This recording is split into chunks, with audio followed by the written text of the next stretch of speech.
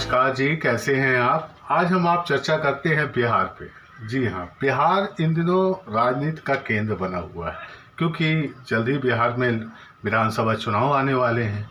और सबसे महत्वपूर्ण विपक्ष तो ठीक है, इन दिनों सत्ता के साथ सत्ता पक्ष जो है उसके सहयोगी दल भी नीतीश सरकार से काफ़ी नाराज चल रहे हैं। उनमें से एक है लोक जनशक्ति पार्टी। लोक जनशक्ति पार्टी यानी रामविलास पासवान जी की पार्टी, जो वर्तमान में उनके पुत्र चिराग पासवान चला रहे हैं। इस पार्टी में इन दिनों बिल्कुल नीतीश सरकार के खिलाफ बिल्कुल छेड़ रखा है।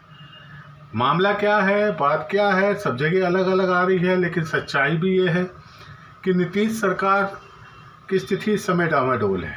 और ऐसी स्थिति में अगर चिराग पासवान नीतीश सरकार के खिलाफ खड़े होते हैं तो ये साफ है कि कुछ जो वोट हैं नीतीश जी के चिराग जी के साथ आ सकते हैं, क्योंकि जैसा मजदूरों में पलायन के समय देखा गया, बिहार सरकार की भूमिका और कोरोना वायरस पे भी देखा गया, इस हिसाब से इन दिनों नीतीश सरकार की स्थिति कोई खास नहीं है। लॉ एंड ऑर्डर में भी कोई खास वो नहीं हुआ।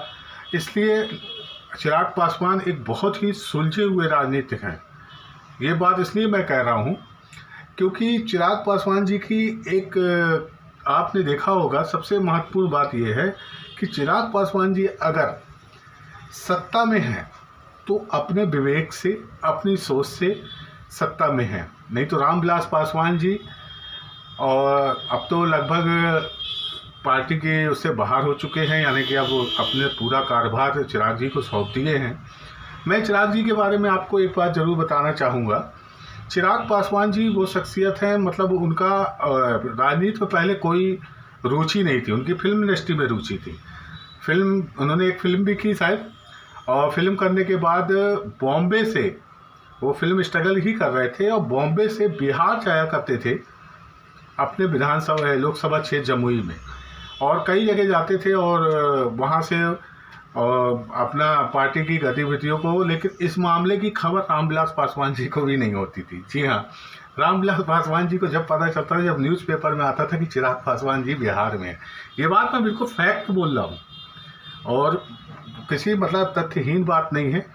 चूँकि लोग कहते हैं ना कि राजनीति में पिता का है तो इसलिए उन्होंने उसको बढ़ा दिया होगा, लेकिन मैं इस मामले में बिल्कुल एक प्रत्यक्षदर्शी हूँ और जानता हूँ कि रामविलास पासवान जी ने कभी भी चिराग पासवान को राजनीति में लाने की कोशिश नहीं की। उनको स्वतंत्र छोड़ा कि आप जैसा करना चाहो करो।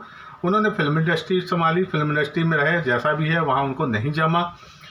वहाँ से वो राजनीति में आए, लेकिन खुद पहल की और जाके बिहार में घूमते थे, अपने लिए एरिया सुरक्षित किया, एक लोकसभा सीट ली और वहाँ पे बाद में चुनाव लड़ा। चुनाव लड़ने से पहले एक बात और बता दें कि चिराग पासवान जी ने ही जिद की रामविलास पासवान से कि अब नरेंद्र मोदी जी के साथ जाना है।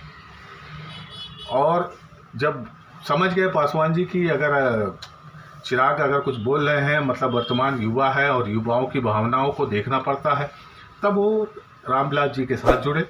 रामविलास जी नरेंद्र मोदी जी के साथ जुड़े और पार्टी के समर्थन में चुनाव लड़े। 6 सीट चुनाव जीते भी, और ये जीत से चिराग पासवान जी की वजनदारी पूरी पार्टी में बढ़ गई, यानी इनका कद बड़ा हो गया। उस कद के ही चलते आज चिराग की जो राजनीतिक सूझबूझ है, लगातार 2 बार चुनाव लड़े, दोनों बार 6-6 सीट पाए, यानी हार नहीं हुई।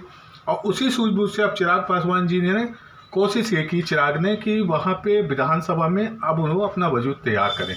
क्योंकि नीतीश जी के साथ सरकार में रह के मुझे नहीं लगता है कि लोक जनशक्ति पार्टी या चिराग जी को लग रहा हो कि लोक जनशक्ति पार्टी कोई बहुत ज़्यादा काम कर लेगी। तो उन्होंने नीतीश जी की पार्टी के नीतियों का अब विरोध करना शुरू कर दिया। उस विरोध से जो जनमानस चाहता था कि नीतीश जी की जो नीतियां गलत हैं उसका विरोध हो, विपक्ष इतना विरोध नहीं कर पाए जितना अब चिराग जी कर रहे हैं। अगर चिराग जी इसमें सफल हो जाते हैं तो आप यकीन मानिए कि बिहार की राजनीति में एक युवक जो अपना बहुत बड़ा मतलब परचम लहराने वाला है। क्योंकि अगर वो सत्ता में रहते हुए सत्ता के खिलाफ आवाज़ उठा रहे हैं, इसका मतलब ये साफ है कि उनकी राजनीतिक सूझबूझ बहुत तेज है।